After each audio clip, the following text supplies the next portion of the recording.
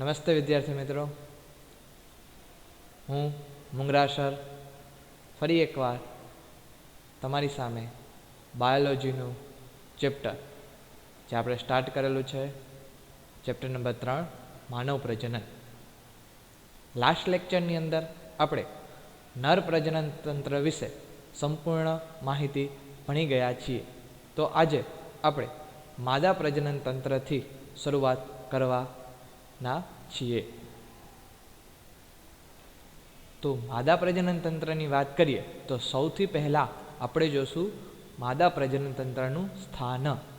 Right, જેવી રીતે આપણે નર પ્રજનન તંત્રની અંદર સ્થાન જોયું હતું, એવી જ રીતે માદા પ્રજનન તંત્રનું જે સ્થાન છે એ ક્યાં હશે?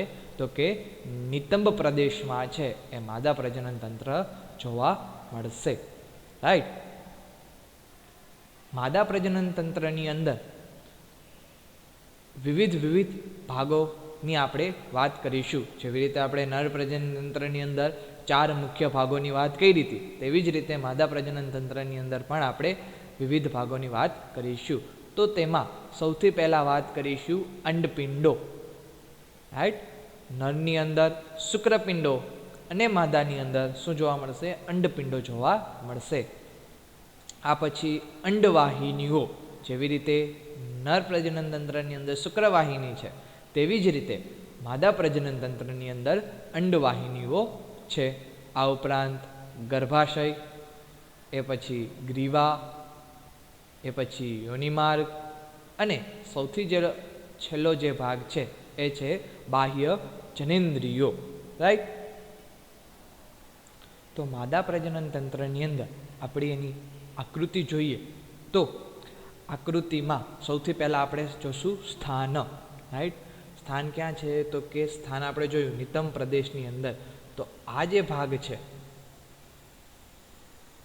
રાઈટ, એ માદા પ્રજનન તંત્રનો કયો ભાગ છે? નિતંબ પ્રદેશનો ભાગ છે. તેની અંદર આપણે વાત કરીશું માદા પ્રજનન તંત્રના વિવિધ ભાગો. તો સૌથી પહેલાં જે વાત કરીશું એ છે અંડપિંડ. તો અંડપિંડ છે એ આકૃતિમાં અહીંયા દેખાય છે. એ પછી ભાગ જે છે એ છે અંડવાહિની. તો અંડવાહિનીનો કયો ભાગ છે? તો કે આ અંડપિંડ છે. રાઈટ, તો બાકીનો જે ભાગ છે, આ ભાગ એ શેનો ભાગ છે? તો કે ભાઈ એ અંડવાહિનીનો ભાગ છે. શેનો ભાગ છે? અંડવાહિનીનો. આ ઉપરાંત બીજો કયો ભાગ છે? તો કે ગર્ભાશય. તો અહીંયા જોવા મળે છે તમને ગર્ભાશય. એ પછી તો કે એ પછી ગ્રીવા. આ જે ભાગ છે એ ભાગ કયો ભાગ છે? ગ્રીવાનો ભાગ છે. એ પછી યોનિમાર્ગ. તો આ જે છે એ કયો ભાગ છે? યોનિમાર્ગનો ભાગ છે. આ પછી આપણને જે ભાગ જોવા મળે છે એ છે બાહ્ય જનેન્દ્રિયો. Right, okay. હવે જે આપણે બુકની અંદર જે આકૃતિ આપેલી છે એના દ્વારા વાત કરીએ તો સૌથી પહેલાં શું જોવા મળશે? તો કે આ ભાગમાં, રાઈટ, કે જે બુકની અંદર આકૃતિ આપેલી નથી એ ભાગમાં આપણને શું જોવા મળશે? તો કે એ ભાગમાં આપણને જોવા મળશે અંડપિંડ. રાઈટ, અંડપિંડ અને અંડવાહિનીઓ ત્યાં જોવા મળશે. જે બુકની અંદર ખરેખર આકૃતિ આપેલી છે નહીં, અહીંયા તમને દેખાય છે. Right, okay. એ પછી જે ભાગ જોવા મળે છે એ છે ગર્ભાશય. ઓકે. એ પછી ગ્રીવા. એ પછી યોનિ, અથવા તો એનો જે આગળનો ભાગ છે એને આપણે શું કહેશું? યોનિ માર્ગ તરીકે ઓળખશું. રાઈટ, અને એ પછી જે બાહ્ય જનેન્દ્રિયો જોવા મળે છે એમાં સમાવેશ થાય ભગશિશ્ને, ગૌણ ભગોષ્ઠ અને મુખ્ય ભગોષ્ઠ. આ બધા જે છે એનો સમાવેશ શેમાં થશે? તો કે એનો સમાવેશ છે એ બાહ્ય જનેન્દ્રિયોમાં થાય છે. બરાબર છે. ખાસ કરીને એક વાત યાદ રાખજો, સ્ત્રીની અંદર યોનિમાર્ગ અને મૂત્રમાર્ગ બે અલગ અલગ દ્વાર છે. જ્યારે નર પ્રજનન તંત્રની અંદર, રાઈટ, જે સ્ખલન માર્ગ હતો એ જ મૂત્રમાર્ગ છે. રાઈટ, એમાં બંનેમાં સમાન જોવા મળશે. અહીંયા બંનેમાં કેવી રીતે જોવા મળશે? અલગ અલગ છે, અલગ અલગ જોવા મળે છે. પાછળની બાજુએ જે છિદ્ર જોવા મળે છે એટલે કે આ છિદ્ર, રાઈટ, એ છિદ્રને આપણે શું કહેશું તો કે મળદ્વાર કહેશું. આ ઉપરાંત આ બધા તો માદા પ્રજનન તંત્રના મુખ્ય ભાગ છે, પરંતુ આ તંત્રની સાથે સાથે એક જોડ સ્તન ગ્રંથિઓ પણ રચનાત્મક અને ક્રિયાત્મક રીતે સંકળાયેલી હોય છે. એટલે કે સ્તન ગ્રંથિઓ પણ માદા પ્રજનન તંત્રનો એક સહાયક ગ્રંથિ તરીકે કાર્ય કરી શકે છે. જેવી રીતે આપણે નર પ્રજનન તંત્રની અંદર શુક્રાશય, પ્રોસ્ટેટ, બલ્બોયુરેથ્રલ ગ્રંથિ આ બધી સહાયક ગ્રંથિઓની વાત કરેલી હતી, તેવી જ રીતે માદા પ્રજનન તંત્રની અંદર આપણે સ્તન ગ્રંથિઓની વાત કરીશું, રાઈટ. અને આ બધા જે અંગો છે એ માદા પ્રજનન તંત્રની અંદર અલગ અલગ ઘટનાઓ સાથે સંકળાયેલા હોય છે. કઈ કઈ ઘટના હોઈ શકે તો એ ઘટના હોઈ શકે અંડકોષપાત,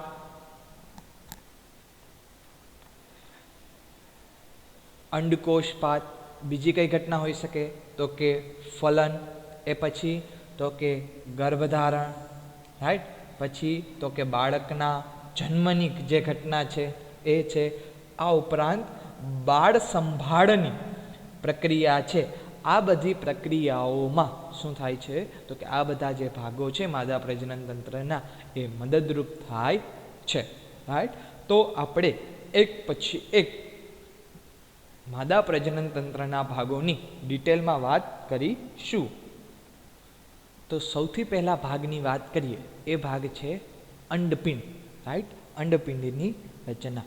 ઓકે, અંડપિંડની અંદર આપણે વાત કરીએ તો અંડપિંડની અંદર શું હશે તો કે ભાઈ અંડપિંડની અંદર માદા જનન કોષ શું હશે ભાઈ તો કે માદા જનન કોષ. માદા જનન કોષને આપણે સામાન્ય રીતે શાના તરીકે ઓળખશું? અંડકોષ તરીકે ઓળખશું, રાઈટ. આ ક્યાં જોવા મળશે? અંડપિંડની અંદરની બાજુએ જોવા મળશે. આ ઉપરાંત અંડપિંડો છે એ સ્ટીરોઇડ અંતસ્ત્રાવો એટલે કે માદા પ્રજનન તંત્રના અંતસ્ત્રાવો તરીકે ઓળખાતા સ્ટીરોઇડ અંતસ્ત્રાવનો છે સ્ત્રાવ કરે છે, બરાબર છે. આ સ્ટીરોઇડ અંતસ્ત્રાવોને બીજું કહેવું હોય તો એનું શું નામ આપીશું તો કે અંડપિંડીય અંતસ્ત્રાવો. અંડપિંડીય અંતસ્ત્રાવો એટલા માટે કહીએ છીએ કારણ કે આ અંતસ્ત્રાવો છે એ અંડપિંડમાંથી મુક્ત થાય છે. અને તમે 11મા ધોરણની અંદર વ્યવસ્થિત રીતે ભણી ગયા છો, રાઈટ, કે કયા અંડપિંડીય અંતસ્ત્રાવો હોય. તો એવા નામ યાદ કરો જોઈ અંતસ્ત્રાવોના કે જે ફક્ત ને ફક્ત માદા પ્રજનન તંત્રની અંદર જોવા મળે.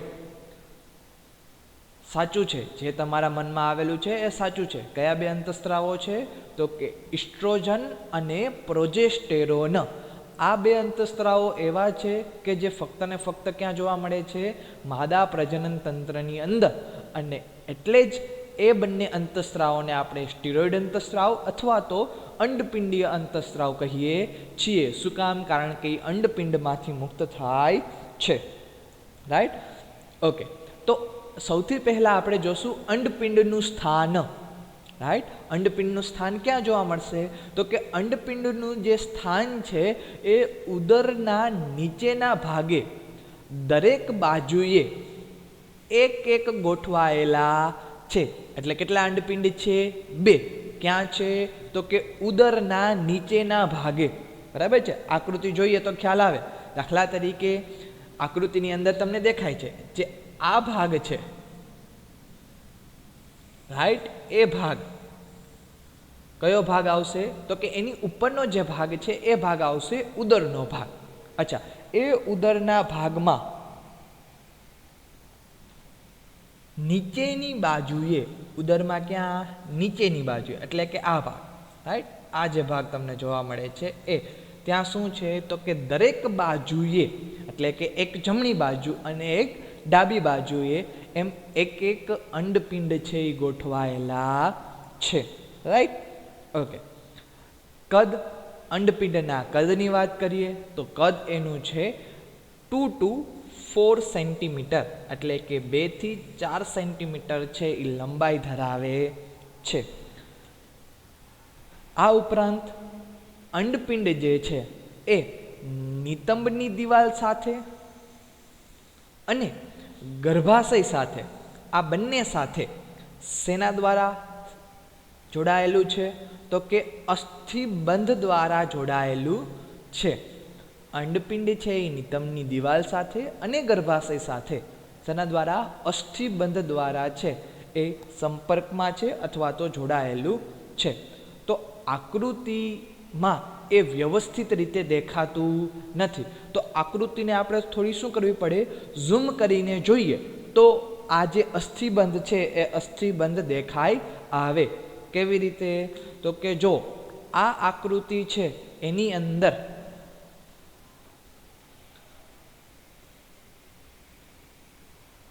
અંડપિંડ છે એ અંડપિંડ તમને દેખાય છે, રાઈટ? આ જે છે એ શું છે? અંડપિંડ છે. બંને બાજુએ એક એક અંડપિંડ છે.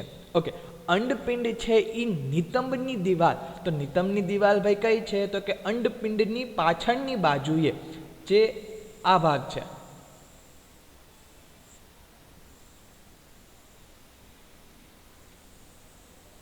રાઈટ? આ જે ભાગ છે પાછળની બાજુએ એ ભાગ છે એ કયો ભાગ છે? તો કે એ નિતંબની દિવાલ છે. અને આ જે ભાગ છે એ ભાગ શેનો ભાગ છે? તો કે એ ભાગ છે એ છે ગર્ભાશય.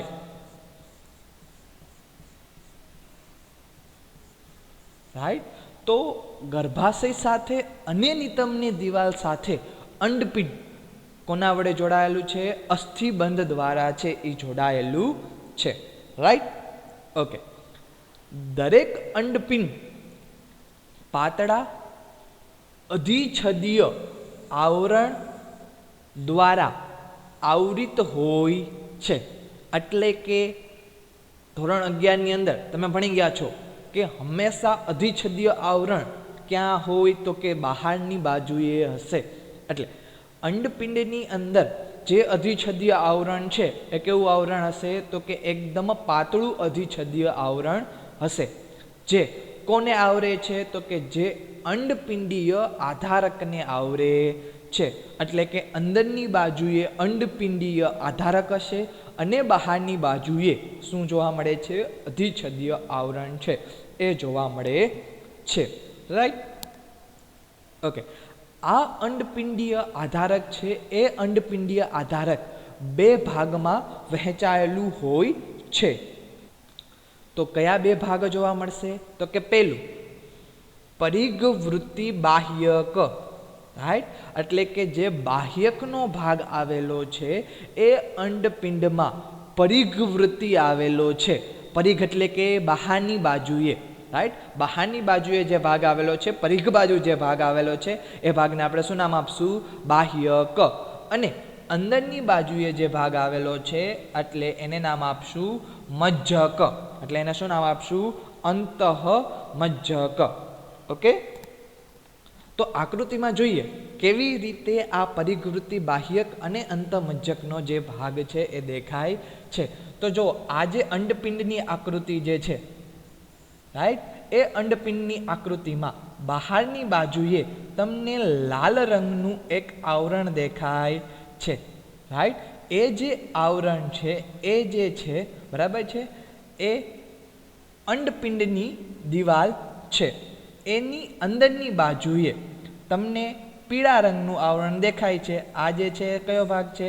દિવાલનો ભાગ છે અંડપિંડની, રાઈટ? એની અંદરની બાજુએ તમે જોવા જશો તો એની અંદરની બાજુએ જે ભાગ જોવા મળશે એ છે બાહ્યકનો ભાગ, રાઈટ? કયો ભાગ છે? બાહ્યકનો ભાગ છે. અને એ બાહ્યકનો ભાગ અંડપિંડની પરિઘવૃત્તિ સાઈડમાં એટલે કે બહારની સાઈડમાં આવેલો છે. જ્યારે જે વચ્ચેનો ભાગ છે, રાઈટ, આ જે વચ્ચેનો ભાગ છે એ ભાગને તમે શું કહેશો? તો કે અંદરની બાજુએ છે તો કે એ ભાગને તમે કહેશો મજ્જક. શું કહેશો? મજ્જક. ઓકે, તો અંડપિંડની જે રચના છે એ અહીંયા સંપૂર્ણ થાય.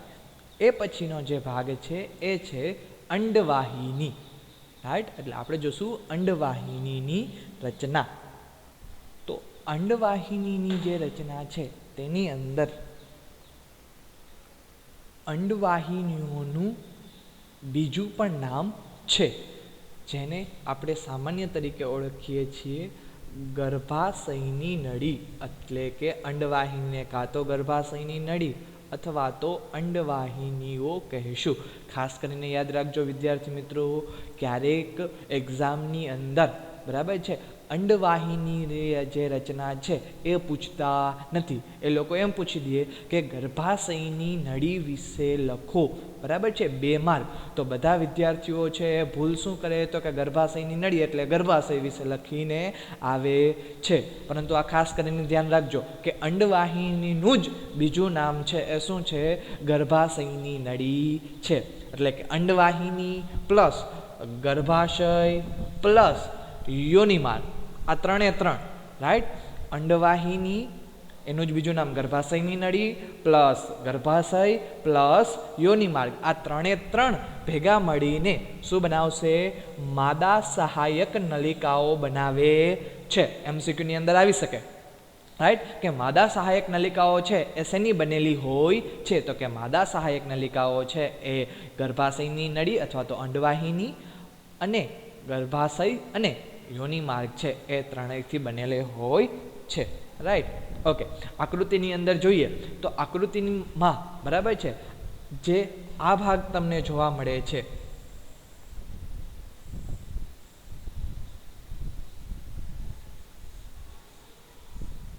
એ ભાગ શેનો છે?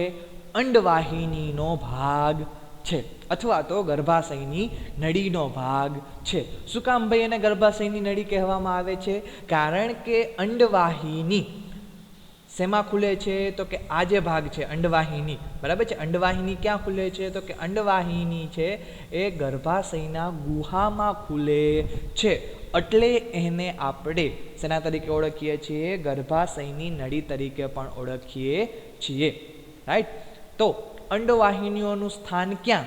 તો અંડવાહિનીઓ જે છે એ અંડપિંડના પરિઘ વિસ્તારથી, પરિઘ એટલે કે બહારના વિસ્તારથી ગર્ભાશય સુધી લંબાયેલ હોય છે, રાઈટ. એટલે કે પરિઘથી લઈને અંડપિંડના પરિઘથી લઈને બહારના વિસ્તારથી લઈને ક્યાં સુધી લંબાયેલ છે?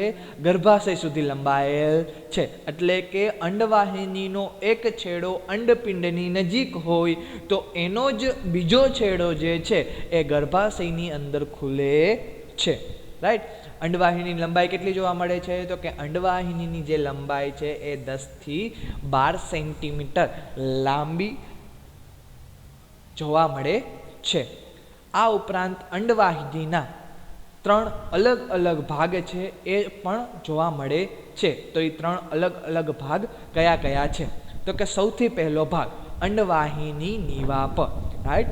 અંડવાહિની નિવાપનો સૌથી પહેલો ભાગ શું છે? અંડવાહિનીનો સૌથી પહેલો ભાગ અંડવાહિની નિવાપ. ઓકે, તો અંડવાહિની નિવાપ છે એ ક્યાં હોય? તો કે એ અંડપિંડની નજીક રહેલ ગરણી આકારનો, રાઈટ, ભાગ છે. સૌથી પહેલા તો ક્યાં એનું સ્થાન? ક્યાં અંડવાહિની નિવાપનું સ્થાન ક્યાં છે? તો કે અંડપિંડની નજીક. અને એનો આકાર કેવો છે? ગરણી આકારનો છે. તો આકૃતિમાં તમને આ ભાગ છે એ વ્યવસ્થિત રીતે દેખાય છે કે જે આ ભાગ છે એ અંડપિંડની નજીક છે અને એ જ ભાગને શું નામ આપશું? અંડવાહિની નિવાપ, રાઈટ, જે ગરણી આકારનો ભાગ છે. ઓકે, અંડવાહિની નિવાપના અગ્ર છેડે, અંડવાહિની નિવાપના અગ્ર છેડે શું આવેલું છે? તો કે ફિમ્બરીની રચના આવેલી છે. ફિમ્બરી એટલે કે શું? તો કે એક જાતના પક્ષમો, રાઈટ. ફિમ્બરી એટલે કે શું? પક્ષમો. પક્ષમો એટલે કે નાના નાના પક્ષમો, તંતુઓ જેવી રચના હોય એને આપણે પક્ષમો સામાન્ય રીતે કહીએ, બરાબર છે. એ ક્યાં જોવા મળે છે? અંડવાહિની નિવાપના આગળના ભાગે જોવા મળે છે. એટલે કે અંડવાહિની નિવાપની કિનારીઓ આંગળી જેવા પ્રવર્ધો ધરાવે છે. અંડવાહિની નિવાપની કિનારીઓ આંગળી જેવા પ્રવર્ધો ધરાવે છે અને આ જ પ્રવર્ધોને આપણે શેના તરીકે ઓળખશું? ફિમ્બરી તરીકે ઓળખશું. રાઈટ. અમુક બુકની અંદર MCQમાં એને પક્ષમો તરીકે પણ વ્યાખ્યાયિત કરે છે. બાકી મોટાભાગની બુકમાં ફિમ્બરી જ છે. રાઈટ. તો ક્યાંક ફિમ્બરી ન હોય તો મૂંઝાવાનું નહીં. ફિમ્બરી છે એ કોના જેવી રચના છે? પક્ષમો જેવી જ રચના છે. એ પછી અંડવાહિનીનો બીજો ભાગ. અંડવાહિનીનો બીજો ભાગ એટલે કયો? તો કે તુંબિકા. રાઈટ. કયો ભાગ છે? તુંબિકા. ઓકે. તો કે અંડવાહિનીના પહોળા ભાગ તરફ દોરાઈ જાય. તુંબિકા શું છે? તો કે તુંબિકા જે છે એ અંડવાહિનીને થોડોક પહોળો, રાઈટ, અંડવાહિની નિવાપ કરતાં થોડોક પહોળો છે એ જોવા મળે છે. રાઈટ. તો એ જે છે એ પહોળા ભાગ તરફ શું થાય છે? દોરાઈ જાય છે. તો આ જે ભાગ જોવા મળે છે એ ભાગ શેનો છે? તો કે તુંબિકાનો છે. રાઈટ. શેનો છે? તુંબિકાનો. એ પછી અંડવાહિનીનો ત્રીજો ભાગ કે જેને આપણે સામાન્ય રીતે શેના તરીકે ઓળખીએ છીએ? ઇથમસ. રાઈટ. એના તરીકે ઓળખીએ છીએ ઇથમસ. અને આ ઇથમસનો જે ભાગ છે એ એકદમ સાંકડું પોલાણ ધરાવે છે અને ગર્ભાશય સાથે જોડે છે. એટલે કે અંડવાહિનીનો એવો કયો ભાગ છે કે જે ગર્ભાશય સાથે જોડાય છે? તો કે અંડવાહિનીનો જે ઇથમસનો ભાગ છે.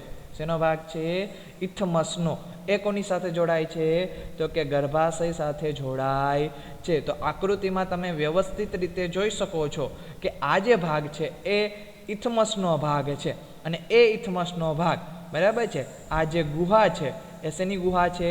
ગર્ભાશયની ગુહા છે. તો એની સાથે કયો ભાગ જોડાયેલો છે? તો કે ઇથમસનો ભાગ જોડાયેલો છે. તો આ હતા અંડવાહિનીઓના 3 અલગ અલગ ભાગની રચના. બરાબર છે. અંડવાહિનીના 3 અલગ અલગ ભાગ કયા છે? તો કે અંડવાહિનીના જે 3 અલગ અલગ ભાગ છે એમાં પહેલો છે અંડવાહિની નિવાપ, તેના અગ્ર છેડે ફિમ્બરી. રાઈટ. એ પછી બીજો ભાગ એ છે તુંબિકા અને જે ત્રીજો ભાગ છે એ છે ઇથમસ. આ 3 ભાગ ભેગા મળીને આખી અંડવાહિનીની જે રચના છે એ રચના પ્રદાન કરે છે. રાઈટ. ઓકે. એ પછીનો જે ભાગ છે એ છે ગર્ભાશય. તો હવે આવશે ગર્ભાશયની રચના. ઓકે. તો ગર્ભાશય છે એ કેટલા છે? તો કે ગર્ભાશય એક જ હોય છે. રાઈટ. અને ગર્ભાશયની જે ગુહા છે અથવા તો જે ગર્ભાશય છે એને આપણે બીજા શેના તરીકે ઓળખીએ છીએ? કુખ. રાઈટ. વોમ્બ. કુખ અથવા તો વોમ્બ પણ કહે છે. ગર્ભાશય કેટલા હોય છે? એક. અને તેને આપણે બીજું શું તરીકે ઓળખી શકીએ? કુખ અથવા તો વોમ્બ તરીકે પણ ઓળખી શકીએ છીએ. ગર્ભાશયનો જે આકાર છે, આકારની વાત કરીએ તો ગર્ભાશયનો જે આકાર છે કેવો જોવા મળે છે? ઊંધા નાશપતિ આકારનો જોવા મળે છે. બરાબર છે. એટલે કે નાશપતિ ઊંધું તમે રાખી દો એનો જેવો આકાર બને એવો આકાર છે કોનો જોવા મળે છે? ગર્ભાશયનો જોવા મળે છે. રાઈટ. તો તમને અહીંયા ગર્ભાશયનો જે ભાગ છે એ જોવા મળે છે. આ ગર્ભાશયનો ભાગ કેના જેવો છે? ઊંધા નાશપતિ આકારનો જોવા મળે છે. ગર્ભાશય એ નિતંબની દિવાલ સાથે જોડાયેલ અસ્થિબંધ દ્વારા આધાર પામેલ હોય છે. એટલે કે ગર્ભાશય છે એ નિતંબની દિવાલ સાથે કોના દ્વારા જોડાયેલું હશે? તો કે અસ્થિબંધ દ્વારા જોડાયેલું હશે.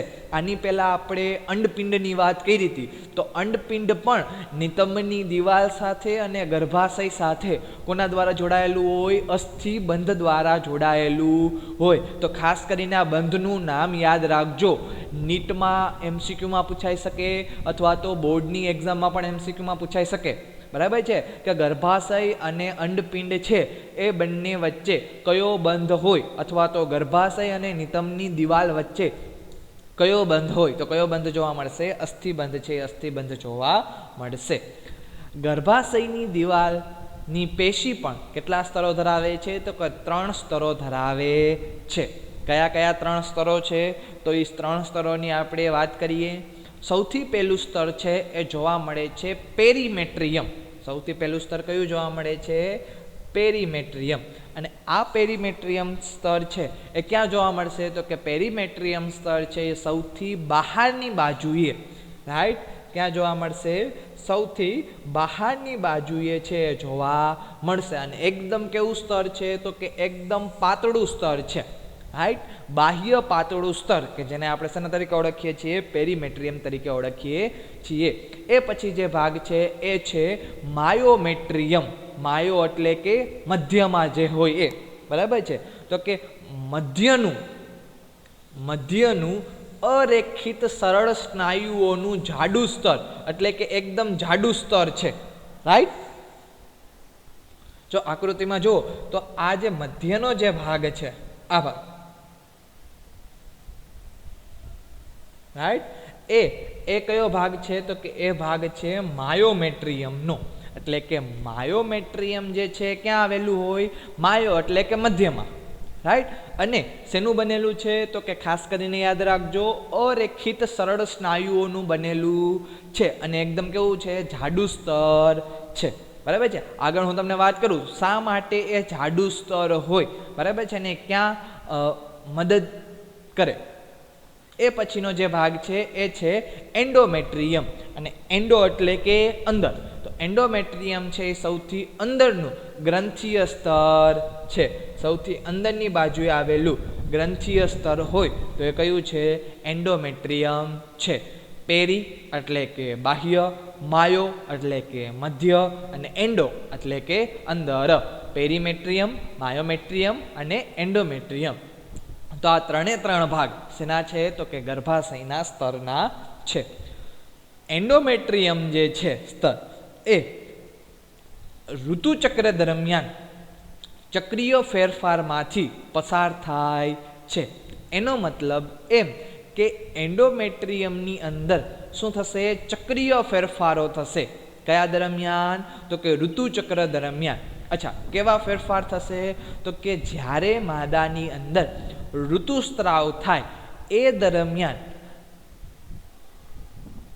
જે એન્ડોમેટ્રિયમનું સ્તર છે એ તૂટવાના કારણે ઋતુસ્ત્રાવ થાય છે. ઋતુસ્ત્રાવ થયા પછી ફરીથી એન્ડોમેટ્રિયમનું સ્તર બને છે.